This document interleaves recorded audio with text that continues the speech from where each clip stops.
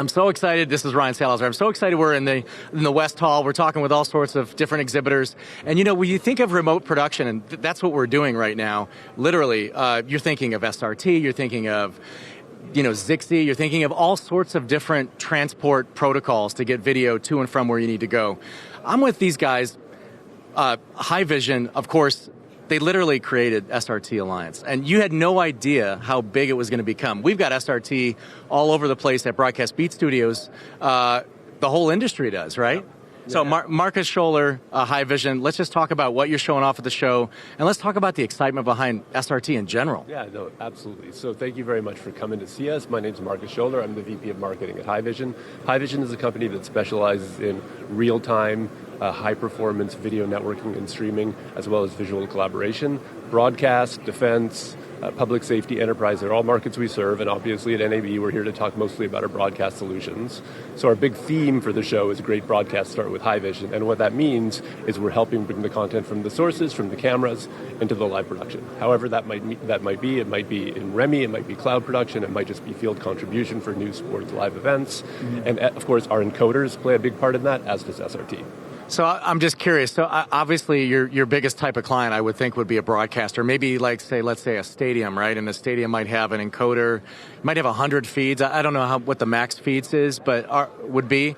But I would assume it would be a high level of streams simultaneously. Oh, right? there's going to and I mean, in a typical REMI workflow, you'll have lots of different streams. You'll have lots of different camera angles. You'll have content from different kinds of, some are actually of the event that's taking place, some are of the crowd, some are of the fans. Great examples like Riot Games, who do League of Legends, the World Championships and their tournaments, esports tournaments with our equipment, and they're constantly transporting many, many, many streams back to their broadcast facilities in Los Angeles so that they can actually do the central production. Wild. So let's just talk about your typical client, and let's talk about hardware, software, all that. What does it look like? Like, so on the client side, and I mean at the studio side or at the remote location side, and then at the receiving side, what does that look like? Is it just software on a computer? Is it both? No, is it theirs? Is it yours? On the encoding side, our encoders are hardware encoders. Mm-hmm. So there's two categories of encoders. We have the wired Ethernet, the internet type encoders like the Makito X4, which does HD and 4K workflows. And then there's the roaming cameras, which you might need to have sort of like a cellular network attachment, and where you're really connecting. You've got a camera, but it's moving around. It's not necessarily in a place where the network is all that either reliable or available, and so you rely on cellular networks instead. So we've got those are called the Haivision Pro series, and then there's the Makito series. Those are the two hardware encoders that are part of the workflow. And then on the broadcast side, you're going to have something to receive them. And what's really important for our workflows is it's as low latency as possible. So right. The encoders are low latency, the transport with SRT is low latency, and then the receivers are going to be low latency to make sure that you're getting your live content in, especially in a REMI workflow, mm-hmm. where people are centrally, there's commentary going on. There might be analysts that aren't even at the broadcast facility. They're in other locations. They need to be getting feeds while they're watching what's going on, maybe in a multi-viewer or something like that, that's been sent to them over an SRT feed also. And so you've got all these different people, moving pieces. You've got the streams that are going back to the broadcast facility, and everybody else that's collaborating on it, either the operators who might be using graphic systems remotely. You've got analysts who are doing commentary. You've got obviously the other aspects of like recording for archival purposes and all these things. It's all happening distributed with right.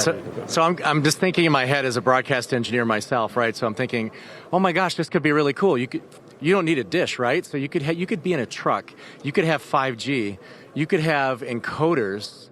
And you could just be driving around sending feeds wherever you want without plugging into something, correct? I mean, I assume there are bandwidth limitations, but with SRT, the bandwidth utilization is way different than it would be in a typical environment where it was like uncompressed video or or like something on a Vivex line. Or whatever, right? Absolutely. And we're seeing really interesting examples of people doing work now where they've got private 5G networks. It's crazy. Great example was a customer of ours in Denmark, TV2 Denmark, that were covering their election back in November.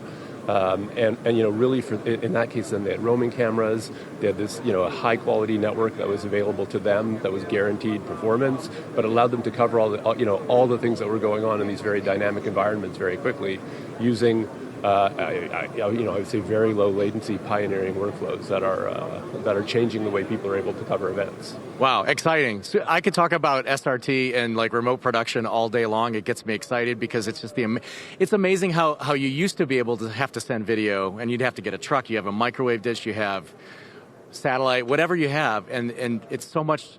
It's less complicated, but it's just a different method, you know. It's just amazing. All right, Marcus Scholler, Haivision. It was great seeing you here in West Hall. Have a great show. We'll be back in just a few minutes. Thanks, Ryan.